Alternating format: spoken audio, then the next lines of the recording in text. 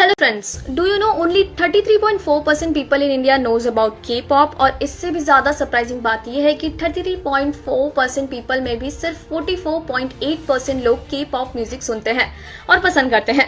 है ना सरप्राइजिंग? तो यार मानो या ना मानो, बट के पॉप्स अब भी इंडिया में उतना फेमस नहीं है जितना कि हमको लगता है। So, do you know about K-pop?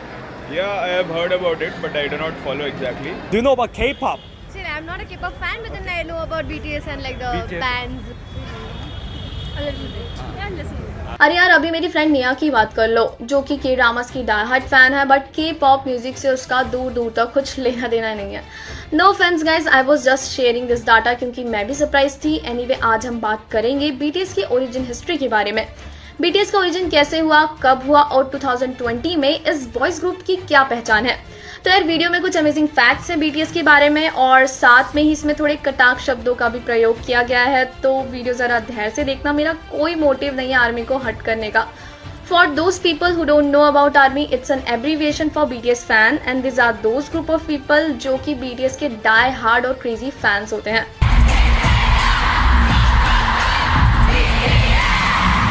सबसे पहले मुद्दा तो ये उठता है कि यार बीटीएस का आखिर फुल फॉर्म क्या है। नो किडिंग यार, जब मुझे पता नहीं था कि बीटीएस एक बॉयज ग्रुप है, मुझे लगता था बीटीएस माने बिहाइंड द सीन्स होता है। इनफैक्ट यूट्यूब पे आपको बहुत से ऐसे वीडियो टाइटल भी मिल जाएंगे like Robert Downey junior BTS in Iron Man, Tom Cruise BTS in Mission Impossible. इन सारे बीटीएस का मतलब बिहाइंड द सीन्स है। Anyway, BTS stands for bullet proof boy scouts और Bangtan Sonyeondan in Korea. Generally इन्हें Bangtan boys से refer किया जाता है। बीटीएस एक 7 मेंबर्स का बॉयज ग्रुप है जिसने कि 2013 में डेब्यूट किया था under the management of big hit entertainment. मैं के पॉप इंडस्ट्री के ज्यादा डिटेल में तो नहीं जाऊंगी, but there are 3 massive entertainment companies, that is YG, SM and JYP। और अमेजिंग बात यह है कि बिग हिट इनमें से एक नहीं है। इनफैक्ट बीटीएस पहला ग्रुप था जिसने कि बिग हिट एंटरटेनमेंट के अंडर डेब्यूट मिला, यानी कि बीटीएस की सक्सेस के पीछे इनकी कंपनी का कोई ज्यादा बड़ा योगदान नहीं है। सो बीटीएस का ग्लोबल सक्सेस देखा जाए तो इसके पीछे काफी रोचक किस्से हैं। तो चलिए एक एक करके उन किस्सों को डिकोड करते हैं। शुरुआती दौर में बीटीएस को फ्लॉप बैंड समझा जाता था। के पॉप की दुनिया में एल्बम्स कॉन्सेप्ट ओरिएंटेड होते हैं, यानी कि हर एक एल्बम का अपना अलग कॉन्सेप्ट होता है। यहाँ पे कॉन्सेप्ट का डायरेक्ट लिंक वाइब और म्यूजिक से है। इन सिंपल, एक एल्बम के सारे गाने एक ही टाइप के थीम फॉलो करेंगे। तो ऐसे ही बीटीएस का debut video No More Dream hip hop based concept पे था और इस म्यूजिक वीडियो के रिलीज होने के बाद ही इन्हें काफी क्रिटिसिज्म देखने को मिला। हिप हॉप एंड के पॉप दोनों कम्युनिटी से इन्हें बस नेगेटिव कॉमेंट्स ही सुनने को मिलते थे।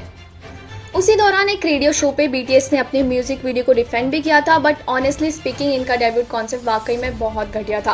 अभी का कॉन्सेप्ट नो डाउट अच्छा है। Well, we can say that some changes happen for good. हालांकि इतने क्रिटिसिज्म के बाद भी बीटीएस ने अपने कॉन्सेप्ट में कोई फेरबदल नहीं किया। शायद इनकी एजेंसी ये सोच रही थी कि इवेंचुअली इनके कॉन्सेप्ट को यंग जनरेशन पसंद करेगी, बट ऐसा नहीं हुआ। इनफैक्ट इनके अगले एल्बम्स और भी ज्यादा राउडी थे। ये लोग उस समय ऐसे एल्बम्स निकाल रहे थे जो कि स्कूल सिस्टम पे बेस्ड थे। कभी कभी इनकी वीडियोस में स्कूल की बुराई की जाती थी, तो कभी इनकी वीडियोस में स्कूल प्रीमैच्योर लव को दर्शाया जाता था। इनके नेक्स्ट 2 एल्बम्स जो कि हिप हॉप कॉन्सेप्ट बेस्ड थे, उन्हें कमर्शियली और सोशली दोनों तरफ से लॉस हुआ। इसके बाद इनका नेक्स्ट एल्बम लॉन्च हुआ HYYH, जिसका मतलब ही the most happiest moments of your life. इस एल्बम का कॉन्सेप्ट में एक कमिंग ऑफ एज स्टोरी को पोर्ट्रे करना था। इस एल्बम के सक्सेस के बाद इनके वीडियोस विजुअली और म्यूजिकली दोनों प्लेटफॉर्म से ग्रो होने लगे। कह सकते हैं कि ना सिर्फ इनके म्यूजिक वीडियोस मैच्योर हो रहे थे, इनफैक्ट ये लोग खुद भी मैच्योर हो रहे थे। तो इस एल्बम के रिलीज के बाद इनकी बैड इमेज शिफ्ट होने लगी। अभी आप लोग जो बीटीएस म्यूजिक सुनते हैं वो सेम इसी कॉन्सेप्ट पे बेस्ड है, अ लाइट हार्टेड म्यूजिक। अगर आप अभी नए नए बीटीएस फैन बने हो और उनके सारे गाने सुनना चाहते हो तो शुरुआत 3rd एल्बम से ही करना, क्योंकि इससे पहले एल्बम सुन के आपको निराशा के सिवा और कुछ नहीं मिलेगा। Apart from featuring in Korean music, इनके कुछ एल्बम्स जैपनीज भी थे, बट उन सॉन्ग्स को भी कोई ज्यादा एप्रिसिएशन नहीं मिल रही थी। 2016 में इनके नेक्स्ट एल्बम विंग्स के साथ इन्होंने इंटरनेशनल मार्केट में अपनी पहचान बनानी शुरू कर दी। इसी एल्बम का song blood sweat and tears ने कोरिया और यूएस के चार्ट पोजीशन में नंबर 1 रैंकिंग बनाई, जो कि देखा जाए तो वाकई में बहुत बड़ी बात है, क्योंकि यूएस में नॉन इंग्लिश सॉन्ग्स को तब ही नंबर 1 की पोजीशन मिलती है जब इनके सेल्स लगभग 1 लाख के बराबर हो। 2015 release album the most beautiful moment in my life के बाद से ही इन्हें कभी पीछे मुड़ के नहीं देखना पड़ा। इस एल्बम के बाद ही बैक टू बैक इनके सारे album, singles, radio, TV shows hit होने लगे। Soon enough they become the global sensation. Please welcome BTS. The biggest boy band in the world, BTS. और फाइनली फिर 2017 में लव योरसेल्फ एरा की शुरुआत हुई। तो आखिर स्कूल रिबेलिंग, प्री मैच्योरिटी और गॉड बिलीफ के बाद बैंगटन बॉयज का करंट कंसेप्ट लव के बारे में है। A love for yourself and for people around you. Love yourself tear album के साथ ही बीटीएस सेल्स के मामले में हर जगह छाया हुआ था, चाहे बात करें चाइना की, यूएस की, यूके की या फिर न्यूजीलैंड, स्विट्जरलैंड की, हर जगह इनके सेल्स एक्सप्लोड हो रहे थे। 2018 में रिलीज हुआ song boy with love, I guess इस सॉन्ग को तो एटलीस्ट सभी ने सुना ही होगा। Fun fact, this particular song is the fastest viewed video on YouTube. Furthermore इस सॉन्ग ने म्यूजिक वीडियो कैटेगरी में सबसे पहले 100 मिलियन व्यूज टच किए थे। हालांकि ये song BTS highest viewed video में सेकंड नंबर पे है। पहले नंबर पे है डीएनए, जिसके जल्द ही 1 बिलियन व्यूज कंप्लीट होने वाले हैं। करंट टाइम में अभी फिलहाल बीटीएस का रनिंग एल्बम है मैप ऑफ द सोल 7, जिसने की टॉप 9 कंट्रीज चार्ट पोजीशन में नंबर 1 की रैंकिंग बनाया है, including US, UK, New Zealand, Australia, Japan and etcetera. अभी तक बीटीएस की टोटल 27 एल्बम्स रिलीज हो चुके हैं, जिनमें से 13 जापानीज एल्बम है और 14 कोरियन एल्बम्स हैं। इसके अलावा भी इनके सिंगल्स और ओरिजिनल सॉन्ग्स भी रिलीज होते रहते हैं, जिनको गिनने बैठोगे तो पता नहीं कितना टाइम लग जाएगा।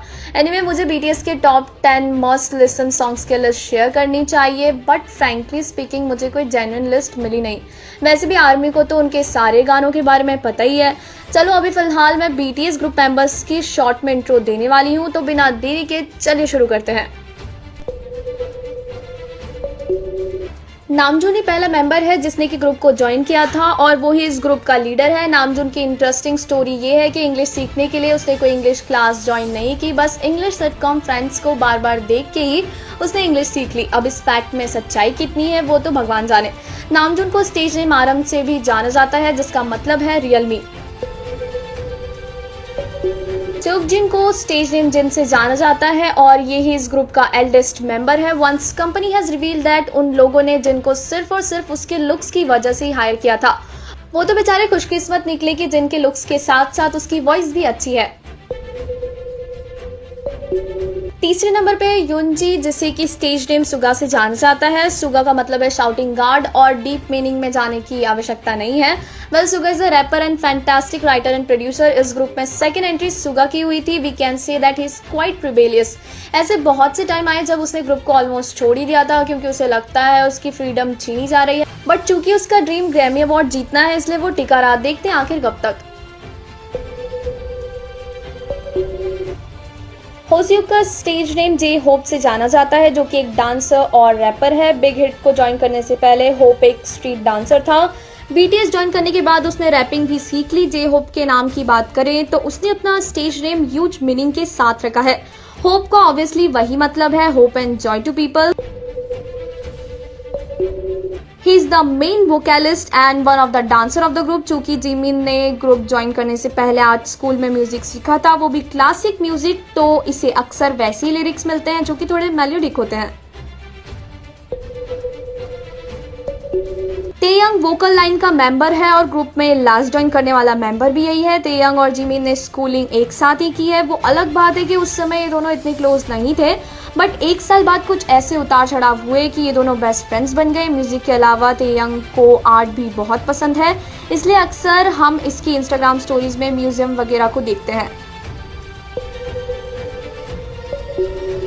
जंगकुक की बात करें तो he is the youngest member of the group. Main vocalist के साथ साथ he is one of the main dancer. Jungkook को अक्सर फेलो ग्रुप मेंबर्स मैकने के नाम से बुलाते हैं, जिसका मतलब है यंगेस्ट। निकनेम बोले तो इसे गोल्डन मैकने के नाम से बुलाया जाता है, क्योंकि इससे ऑलमोस्ट सारी चीजें आती हैं। हालांकि जंगकुक के पास दूसरी कंपनी से भी बहुत से ऑफर मिले थे, but he choose to work with Big Hit because he thought Namjoon was so cool. So guys, that's all about BTS. कह सकते हैं कि इस ग्रुप ने रॉक बॉटम से शुरुआत किया था और अब देखो ये कहाँ पहुंच गए हैं। तो इसी के साथ वीडियो भी यहीं एंड करते हैं। होप सो वीडियो आपको पसंद आई होगी। अगर पसंद आई हो तो लाइक एंड सब्सक्राइब कर देना। मिलते हैं नेक्स्ट वीडियो में, तब तक के लिए be otaku, be nerd. Thank you so much guys.